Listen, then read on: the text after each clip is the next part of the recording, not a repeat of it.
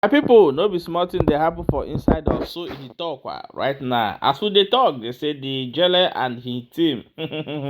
They say these people don't carry go again. Oh. As we dey talk now, they say many home. They don't carry many home go down. As this video they explain, which I go play the video, may see wetin dey happen for inside that area. Some group of people don't see come outside, come talk say anybody will mention Biafra for the Orsu-Ihiteukwa or say they go make sure say they buy the person. No be small thing. Go play the videos for you more than watch you before we come back or continue. Stay tuned. Today being 10 of March 2026, the Nigerian Army name Orsu-Ihiteukwa. I'm going to London Madako, Orsu-Ihiteukwa. I'm up to 10 houses Orsu-Ihiteukwa. Ndame lande ebubago within doors kpọtara ha akpọta na amuso ụlọ ụmụnne ha ọkụ ana amuso ụlọ ụmụnne ha ọkụ Orsu-Ihiteukwa ndame ebubago DSS within doors zuru ume kpọ ha bịa na ha na-achọ ụmụ ọma ya dị ihe nye ụlọ ha mụsịrị ọkụ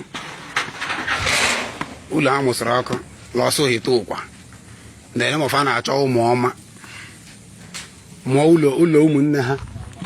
aka nọ na-ahụkwa ya ịghọta hapụ ha sị na ha na-achọ ụmụ ọma a na-abịa na-ama ụlọ ndị mmadụ ọkụ ụlọ ndị mmadụ ọkụ Orsu-Ihiteukwa. Today being 10 of March 2026 lekwenụ ya mba ụwa na-awachikwanụ ya agwa ka nọ na-amakwa maka echi agha sị na ụmụ ọma na-amụ ọkụ na ụmụ Chukwu na-amụ ụlọ ndị mmadụ ọkụ kwanu na afọ ya ọ ndị amị na-amụkwa ya ọkụ ọkwa ndị Nigerian Zoo na-amụkwa ọkụ ọha amụkwa ụlọ ụmụnne ha ọkụ ndị lemof a na-achọ ESN a na-achọ ndị ụmụọma agbarịsị ibe ha Orsu-Ihiteukwa echi na-asị na ụmụ Chukwu na-agba ọkụ na-agbasa ụlọ ndị mmadụ ọkụ ọgwụ Ijele witi keshi ọsụ akpọkwa ha abịa lekwa na ụzọ ha si bịa aka na confirm kwa ya kwa na afọ ụzọ ha si bịa ya okwa mọta nka Orsu-Ihiteukwa kesh and Ijele na-amụsị ụlọ ndị Orsu-Ihiteukwa ibe ha ọkụ ka na confirm kwa ya adịkwa atụ mmadụ egwu enweela emeni mana ha kwetara ekweta today no na-eme they believe am and one thing with them ha dị ekwu eziokwu ha kwetara ekweta no na-eme today mụ ka m nọ na-achọ abịa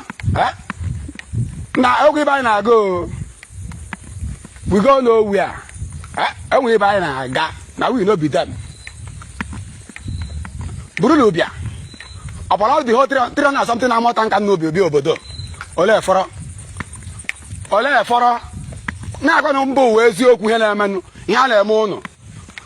ọgbọ bụ nnụ kwata ụlọ mmadụ na-eme vidio si n'ọbụ ụlọ ndị ESN n'ime ọhịa ka anyị bi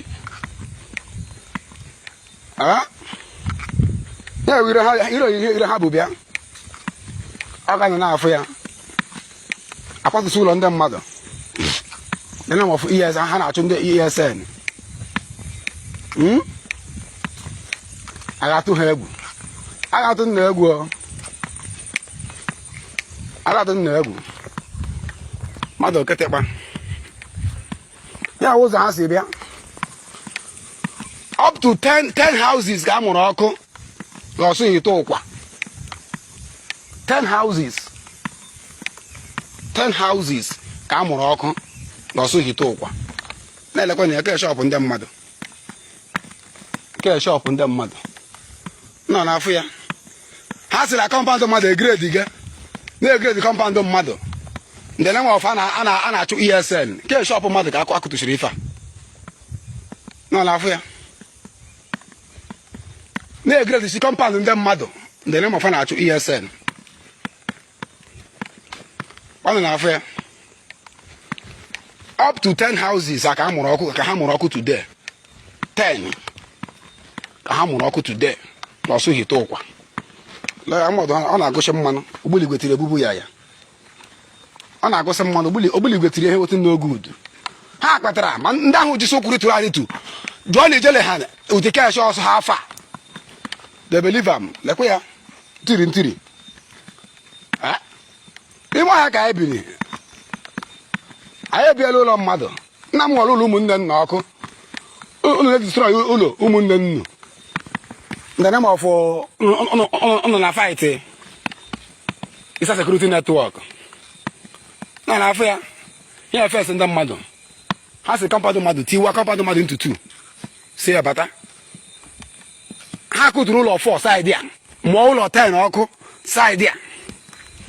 kewe obi ndị obodo a lee ya okuru mmọnwụ ha ndị obodo a ka a kụtụchiri mụọ ọkụ aka nọ na-afụkwa ya mbụ today being 10 of March 2026 ka ihe a na-eme Orsu-Ihiteukwa anyị gbara ha ọsọ na ha mende fa kpatara na ọ na-eme ejire wegbuli igbele ha n'iyi since over this war bidoro since 3 weeks na ha akpazi nkata chọrọ m bịa na we no be them ha ma ole ha ji anwụ na mana agbachasọ agụọ mind ama nke ama nke ọzọ as long as na ala Biafra ka anyị na-azụ ha na-azụ freedom ka ọ dụrụ okwu mmadụ onye ka mma Nigerians hapụ Borno steeti hapụ Zamfara hapụ Kaduna ibe Boko Haram na-egbu ha ibe ha na-enwe ike ewụla aka ndị Igbo ntọ nnụ ndị politishan ndị Igbo ntọ nnụ Chukwu ga-akpọ m n'ọkụ na-enwe ike ịhụ ihe ọma n'ụwa nnụ generation na-enwe ike ịhụ ihe ọma nnụ ugbu aka nri na-egbute ọnwụ na-egbu aka ekpe nnụ ga-egbute ọnwụ famili niile ga-egbutecha ọnwụ ma nwa mụrụ taa na famili nnụ ga-egbute ọnwụ ike ịhụ ihe ọma lego ha na-eme famili ndị mmadụ ụlọ ndị mmadụ akụtụchi ụlọ ndị mmadụ Orsu-Ihiteukwa Orsu-Ihiteukwa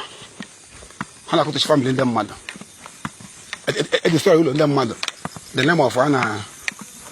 na fight is security network ha nwere katapila ha buru ga-abụrụ onu ha buru katapila ha ga-abụrụ onu ebe ndị amị na-agba barakị ebe ndị terọrist na-agba barakị ha finish barakị ha ọ ibe ga ha ya ike ha buru katapila ha ga-abụrụ onu maka ndị Igbo rere onwe ha ere rashi ndị Fulani ha ọbụdozi ndị Awụsa na ndị Fulani na ndị Igbo efuru efu amụrụla mba Awụsa eji utu Awụsa mụta webezie ha na-ewusisi ụmụnne ha na-agba anyị wọ ọ wụlọ ụmụnne ha ka ha na-amụ ọkụ na ji na enwe ha nwetara taa enwe ha mepụrụla ọbara na ghọta na enwe na-emenụ mende a ga-agbara ha ọsọ lekwa ya ụlọ mmadụ dị ihe ka ha mụrụ ọkụ up to 10 houses ka ha mụrụ ọkụ today na Orsu-Ihiteukwa ha bụrụ katapila ha bụrụ onye gara eme ha I will draw your army to the east before you will know terrorists will take over your land in north. Anya na-eme.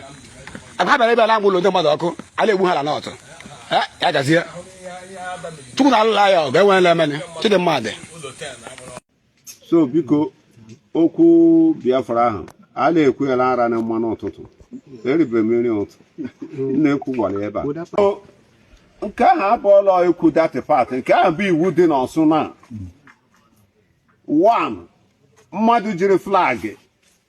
esere ole kọla ya ahụ Biafra red and the black and the blue or green. anyị ga-eji aka etigbuela aka nwaanyị ọbụla lere akara ọsọ ya bụrụ akara ka ị lere n'obodo a iwe were newspaper cheki kwa ledere Biafra anyị mekata hụ ya bụla edere Biafra la common newspaper ahụ ejiri kene mmadụ akara anyị ga-awụ gị mmanụ akara anything akpọrọ Biafra even foto Nnamdi Kanu onye jikwala ute obodo a ụchụ ka ọ bụ ezigbote ụchụ Chukwu mere ebere ndị be anyị na-aba Kalụ mana ọ bụrụ na o mere nwa abara Kalụ n'obodo a anyị ga-eme ya baptizim taa echenji ahụ ya that man a na-akpọ Nnamdi Kanu onye ushi ekperime bastard that man bụ ụchụ amabeghị m ihe ọ chọrọ Nnamdị Kalụ alụọ nwaanyị n'obodo a, Iko Nso alụọ nwaanyị n'obodo a, Mike Ahize alụọ nwaanyị n'obodo a, anyị na ha ga ọgọ, anyị na ha enwee n'itin anyị na ha ji. Ka ihe buru ya bata obodo a, ka ihe buru ya bata obodo a, eji wee dem obodo a eje ala. O nwere ihe m na-eche m nụjara ajụ m gaa kemgbe m na-ajụ n'ọjụ dịkpụrụ obodo onwe okporo eze. Okay. Wonderful people, and I don't see them as it they happen. But I want to remember you something. When Nnamdi Kanu, they did not fund ESN yet. Remember, I said that so many of our people who is against the struggle, because most of them are under Mozop, or most of them have their own reasons. They don't want to be part. The answer is, where is those people? They are still existing. So, you know, when somebody is doing something good, a lot of people will create the bad ones in order way to demoralize it, which is the Fulani people and Hausa people make it clear. Use an Igbo man against Igbo man. When this struggle began, I followed every damn thing in this struggle. All these people you see here are once Biafra, that either they are IPOB or they have top position in the struggle. And today, this is the face. So the question is, recently, Ijele is fighting to, he say he want to liberate Sumohu and Orsu-Ihiteukwa and all those places. Is burning the house a way to liberate or to inflict more pain on the people? My people, I beg more to answer this question, or share and drop your own opinion in comment section.